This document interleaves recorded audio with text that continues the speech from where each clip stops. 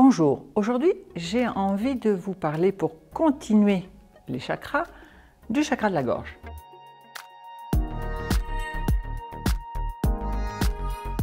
Alors le chakra de la gorge il est bien sûr situé ici. Vous pouvez constater, vu ma couleur, que sa couleur c'est le bleu.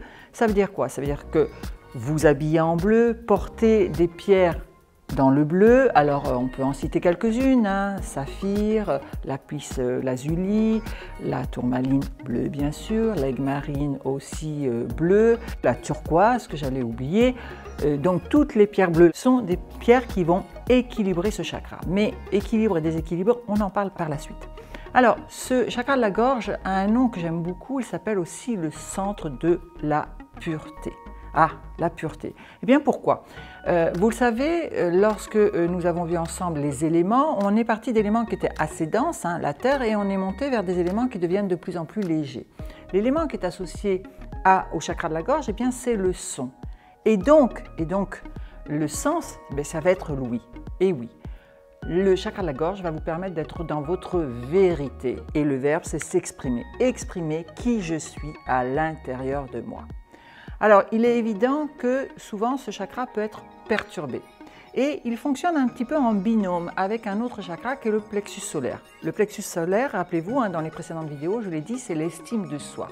Et si le plexus solaire n'est pas équilibré, eh bien l'estime de ma personne va être un petit peu en difficulté. Ça veut dire quoi? Ça veut dire que dire non aux propositions, dire non à ce qui n'est pas juste pour moi va m'être compliqué. Et vous voyez bien que nous avons donc une relation avec ce chakra du plexus solaire et le chakra de la gorge. Donc le chakra de la gorge nous permet d'être juste par rapport à nous. Alors il est attaché aussi à deux planètes que sont Jupiter et Neptune, et les glandes et les parties de nous qui sont associées à ce chakra vont être alors trois glandes que j'aime beaucoup qui sont thyroïde, parathyroïde, hypothalamus. Ah, déjà c'est un trio qui est absolument génial.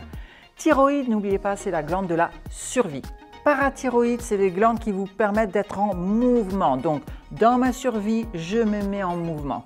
Et l'hypothalamus, c'est quoi? C'est la glande du végétatif. C'est elle qui fait que, inconsciemment, tout fonctionne à l'intérieur de vous. Donc, imaginez lorsque ce chakra est perturbé, combien ça va être difficile et combien vous allez vous sentir en survie. Donc voilà les trois glandes.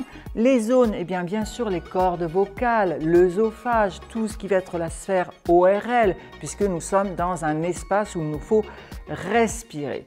Et puis, puisqu'on parlait du verbe s'exprimer qui est attaché à ce chakra, eh bien vous allez vous exprimer comment? Lorsque c'est juste pour vous, vous allez vous exprimer en rondeur. Donc la forme, eh bien c'est effectivement cette forme, ce cercle.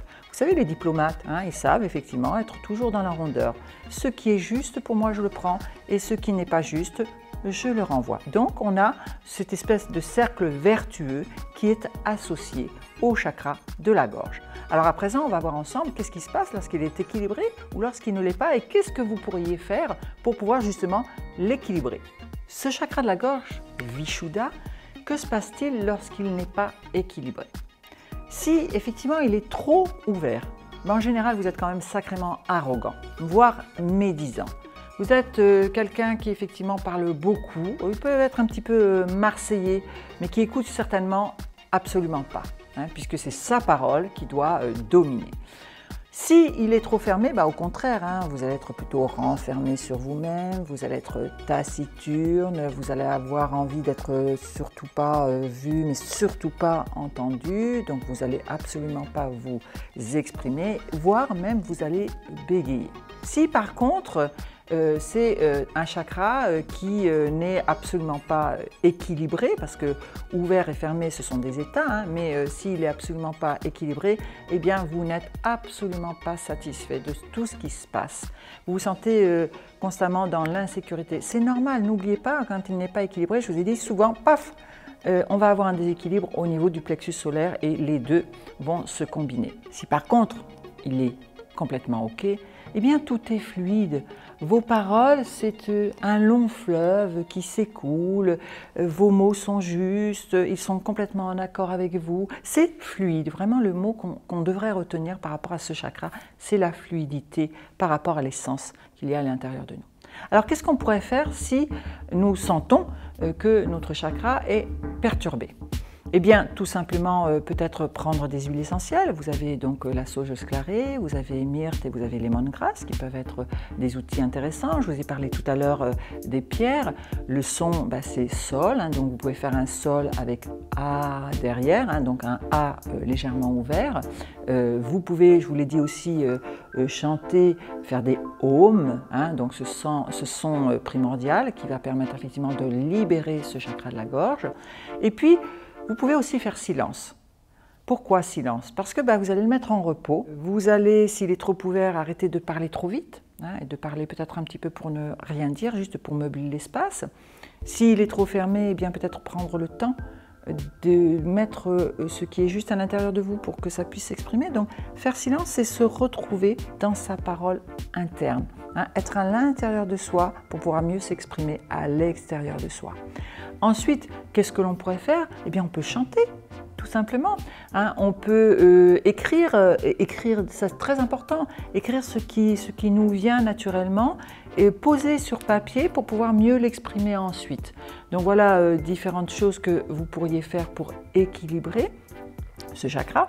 Et puis, je vais vous donner une petite astuce. Si effectivement ce chakra de la gorge est perturbé et que vous savez qu'en fait il est aussi perturbé par rapport à une personne, c'est-à-dire que dans l'ensemble c'est plutôt pas trop mal, on va dire, et lorsque vous vous retrouvez face à cette personne, non, voilà, le chakra est complètement déséquilibré. Pourquoi? Parce qu'il y a une histoire derrière et que dire ce que vous auriez envie de dire, être dans votre justesse, c'est compliqué. Eh bien, vous allez prendre quelque chose qui, pour vous, matérialise réellement la personne. Alors, ça peut être un objet féminin si c'est pour une fille, ou un objet masculin, entre guillemets, dans ce qu'on appelle un objet masculin si c'est pour un garçon. Mais en tout cas, c'est plutôt ce qui, à vos yeux, représente la personne ou qui vous a été apporté par la personne. Ça peut être, par exemple, je vous ai prêté un livre et effectivement, eh bien, quand je prends ce livre, c'est ton énergie que je ressens, parce que c'est ça en fait, dans l'objet qui appartient à la personne, eh bien, il y a aussi son énergie. Donc voilà, vous avez déjà plusieurs possibilités. Soit vous avez quelque chose qui a été offert par la personne, soit vous n'avez pas, et vous allez matérialiser par rapport à l'aspect féminin ou l'aspect masculin. Cet objet, vous allez en fait lui déverser tout ce que vous auriez eu envie de dire à cette personne face à vous. Donc, et vous le dites réellement, vous allez, alors sans haine, sans colère, n'oubliez pas, pour que ce chakra soit équilibré, on doit être dans une parole juste. Donc il n'y a pas besoin de prendre une émotion comme moteur. Par contre, se reconnecter à qu'est-ce qu'il est juste pour moi, eh bien, je vais le dire à cet objet. Et cet objet, eh bien, je vais dans l'esprit, en tout cas, le rendre à la personne. Donc, il y aura ce qui est juste pour moi et ce que la personne m'a donné. Donc, voilà, moi, je suis ça, ça et ça. Et par contre, toi, donc monsieur ou madame, tu me demandes d'être ça et ça et ça. Et ça, ça ne m'appartient pas, ça n'est pas moi. Donc ça, je te le rends. C'est-à-dire ça peut être, tu me demandes d'être un commercial, d'être, bref, d'avoir une expression de moi qui n'est pas moi. Eh bien, je sais que ça n'est pas juste pour moi, donc ça, je te le rends. D'accord? Donc, j'exprime à l'intérieur qu'est-ce que moi je suis et qu'est-ce que l'autre m'a demandé d'être qui ne m'appartient pas. Donc là, vous rendez. Une fois que vous avez mis sur cet objet ces deux précisions, d'accord, ce qui est votre vérité et ce que l'autre veut que vous soyez dans sa vérité, eh bien une fois que vous avez posé, articulé à l'intérieur de cet objet ces deux formes de vérité, vous allez restituer réellement cet objet. Alors soit vous le restituez de façon physique, donc ça veut dire quoi? Ça veut dire que j'ai le livre, tiens en fait je te ramène le livre et je te rends. Dire je te rends est très important parce que effectivement c'est comme si vous redonnez le paquet de ce que l'autre a essayé de vous donner. Donc vous lui rendez. Et on est dans l'expression. Donc effectivement il faut que ça soit dit de façon audible. Si pour vous c'est un petit peu compliqué de lui rendre de façon physique parce que vous savez que de toute façon, en face de vous, vous avez quelqu'un de très obtus, ou alors parce que l'objet qui pour vous matérialise réellement la personne, ça va être compliqué parce qu'il ne va absolument pas comprendre pourquoi vous lui rendez. Admettons, si c'est un tournevis, il va vous dire attendez, tournevis, j'en ai des tonnes, j'en ai pas besoin, garde-le. Mais c'est pas ce que vous voulez absolument pas le garder. Hein. Vous voulez rendre à l'intérieur de cet objet cette énergie qui ne vous appartient pas. Eh bien, vous allez la poser de façon, poser cet objet de façon discrète dans un endroit qui va faire que l'énergie va s'y caler, elle va revenir à l'envoyeur, et puis la personne découvrira quand elle le découvrira, ça c'est pas important. Mais vous, lorsque vous déposez l'objet entre guillemets en secret, mais c'est pas ça en fait, vous faites pas en secret, vous allez vous placer dans l'énergie et vous allez dire je te rends, d'accord? Et vous verrez que naturellement les choses vont être différentes parce que vous allez être départi de cette énergie qui ne vous appartient pas et la personne en face va retrouver une part de son énergie, à elle d'en faire quelque chose. Donc voilà ce que vous pourriez mettre en place comme objet symbolique. Dernière astuce que j'allais oublier de vous dire, vous pouvez aussi mettre du mouvement pour libérer ce chakra. Donc du mouvement, vous savez, comme le kiné, donc vous allez tout simplement faire des petites rotations, basculer côté droit, basculer côté gauche, lever, descendre. Et vous pouvez en plus tirer la langue fortement vers l'avant pour essayer justement de libérer tout ce qui nous permet de parler tout simplement, donc la langue, les cordes vocales, etc. Donc vous avez ces mouvements et vous terminez en tirant bien en avant la langue pour libérer au niveau de l'énergie.